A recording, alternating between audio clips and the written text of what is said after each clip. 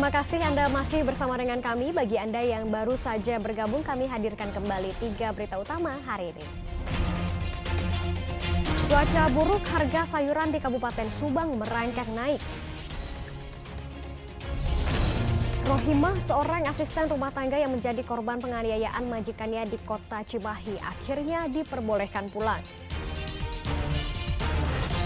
Tersangka penganiayaan istri dan anak di kota Depok mengaku sebelum membacok istri dan anaknya mengonsumsi narkoba jenis sabu.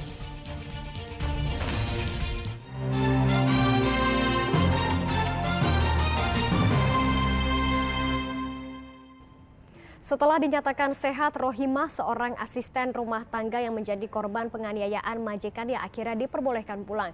Isak tangis sang anak dan kerabat pecah melihat korban yang datang dengan tandu.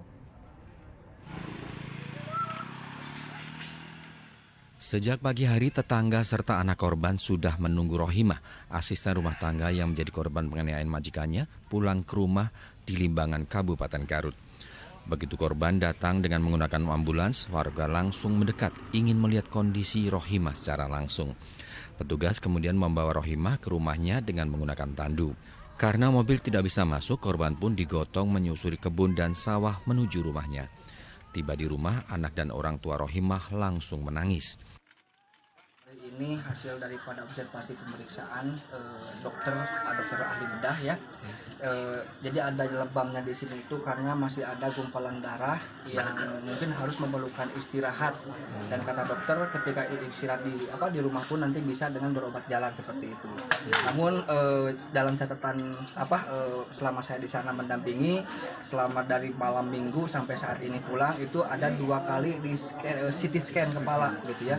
Jadi ada 2 kali, yang pertama itu pada hari Senin, yang keduanya hari Selasa, seperti itu. Mungkin kalau masalah diagnosa saya bukan begitu tahu ya, tapi intinya 2 kali dilakukan CT scan seperti itu. Lalu yang keduanya ada bekas-bekas lebam, luka-luka nyeri, memang masih terlihat gitu karena akibat benturan yang cukup kuat seperti itu. Dan yang ketiganya menurut analisa dari dokter saya mendapatkan penjelasan tadi, yaitu akibat dari benturan yang kepala ini memang secara hasil CT scan katanya tidak begitu terlihat, tapi untuk hasil syaratnya karena ini kan belum dicek oleh syarat juga gitu ya, baru hanya untuk tora kepala saja, itu belum diketahui untuk syaratnya, dan ini katanya bisa dilakukan dengan berobat jalan. Dan Kondisi Rohimah memang sudah membaik sehingga diperbolehkan pulang. Selanjutnya Rohimah akan menjalani kontrol kesehatan di Rumah Sakit Umum Garut. Eko Setiabudi melaporkan dari Kabupaten Garut. Waspada tindak kejahatan pencurian uang dengan modus ganjal mesin ATM saat mengambil uang. Seperti yang terjadi di Kota Bogor, pelaku menguras uang jutaan rupiah dari kartu ATM korban. Tindak kejahatan pencurian uang dengan modus ganjal mesin ATM tertangkap kamera pengawas CCTV pada salah satu anjungan tunai mandiri di kawasan Cimanggu, Kota Bogor 16 Oktober lalu. Pelaku mengganjal mesin ATM menggunakan tusuk gigi sehingga kartu ATM korban tersangkut. Di saat itulah pelaku kemudian datang dengan dalih memberikan bantuan padahal ia berniat jahat untuk membobol ATM korban. Jadi secara singkat kronologisnya pada waktu itu korban ini akan mengambil ATM, mengambil uang dalam ATM, kemudian mampir di ATM Mandiri di pom bensin di Cimanggu. Kemudian pada waktu korban akan mengambil ATM, mengeluarkan ATM-nya, ternyata ATM yang dituju itu sudah diganjal dengan menggunakan tusuk gigi. Jadi pada waktu korban memasukkan ATM, itu ATM tidak bisa masuk, gitu ya. Kemudian karena kesulitan memasukkan ATM, tiba-tiba tersangka dari arah belakang berpura-pura, ya, menyapa korban dan menanyakan ada kendala apa dalam pengambilan uang di ATM. Kemudian menawarkan bantuan kepada korban bahwa model pengambilan ATM sekarang sudah tidak memasukkan kartu ATM ke dalam mesin ATM, tapi cukup ditempel di tempat yang ada tulisan e-money-nya. Kemudian tanpa disadari, ya, ATM korban yang tertinggal di dalam mesin ATM itu diganti oleh tersangka dengan ATM yang sama jenisnya. Kemudian ketika korban sudah diganti ATM-nya, dicoba ditempelkan, suruh masukkan PIN. Nah, pada waktu korban memasukkan PIN itulah dihafalkan oleh tersangka nomor PIN daripada ATM korban. Kemudian setelah dihafalkan nomor ATM korban, tersangka ini kemudian pergi dengan membawa ATM asli milik korban, kemudian mengambil uang dalam ATM tersebut menggunakan PIN yang sudah dihafalkan. Tersangka mengaku melancarkan kejahatannya di lokasi mesin ATM yang sepi dan mengincar perempuan yang mudah dikelabui sebagai korban. Ia mencuri uang sebesar 9 juta rupiah dari rekening bank milik korban. Nah, ini saya menunggu korban yang bisa dikelabui. Itu berapa rata-rata apa? Cewek atau wanita? Wanita dan perempuan yang bisa dikelabui.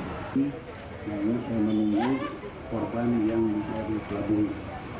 Itu berapa rata-rata apa? Cewek atau wanita? Wanita dan perempuan yang bisa dikelabui.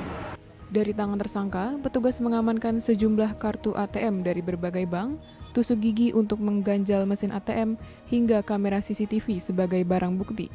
Tersangka dijerat 2 pasal, yaitu pasal 378 dan 362 KUHP tentang penipuan dan pencurian dengan ancaman hukuman 4-5 tahun penjara.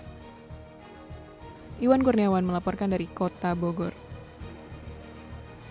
Penyebab seorang ayah yang tega menganiaya istri dan anak sulungnya hingga tewas di Kota Depok mulai terkuak.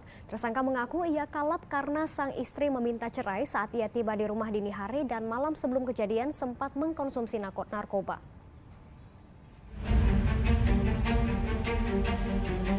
Rizky Noviandi Ahmad tersangka penganiayaan terhadap anak kandung dan istrinya di kompleks perumahan Pondok Jati Jajar Tapos Kota Depok setelah ditangkap polisi dan menjalani pemeriksaan mengungkap apa yang terjadi sehingga ia gelap mata membacok istri dan anaknya hingga sang anak tewas.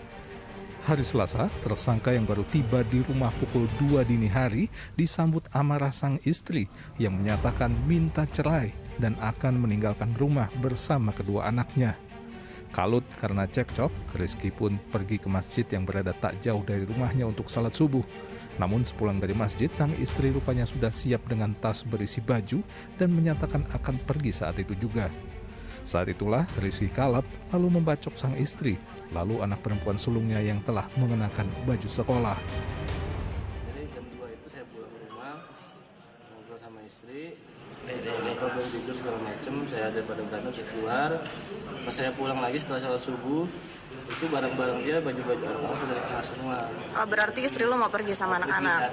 Lu selalu tahan? Anak sama anak semua saya tahan. Lu berantem? Saya bicara baik-baik, tidak didengar. Anak juga sama, saya ajak baik-baik, tidak didengar juga, tidak direspon. Dari situ saya emosi. Saya kan hanya spontan waktu itu lihat, walaupun ingatnya di meja tuh, ada di meja, di bawah meja. Tersangka juga mengaku malam sebelum kejadian sempat mengkonsumsi narkoba jenis sabu di rumah temannya. Pengaruh sabu-sabu kira-kira. Pakai sabunya mas kapan sih? Setelah subuh apa bagaimana? Sebelumnya malamnya. Malamnya, pas malam, pas siang ya. Lu pakai di mana, Bang? Di rumah teman. Usai menganiaya istri dan anak sulungnya, tersangka lalu keluar rumah dengan membawa anak bungsunya yang baru berusia 1,5 tahun. Kondisi istri tersangka yang menjadi korban penganiayaan dan sempat kritis di rumah sakit akibat mengalami luka berat pada bagian wajah dan kepala sudah sadar dan perlahan membaik. Dalam rekaman video oleh keluarga korban di ruang perawatan rumah sakit, korban sempat membuka mata dan mencoba berkomunikasi dengan keluarga. Nahyudi melaporkan dari Kota Depok. Kasus kekerasan dalam rumah tangga di Tapos, Kota Depok yang menyebabkan sang istri kritis dan anak sulungnya meninggal dunia menyisakan seorang anak balita yang selamat dan kini sementara dirawat oleh keluarga sang istri.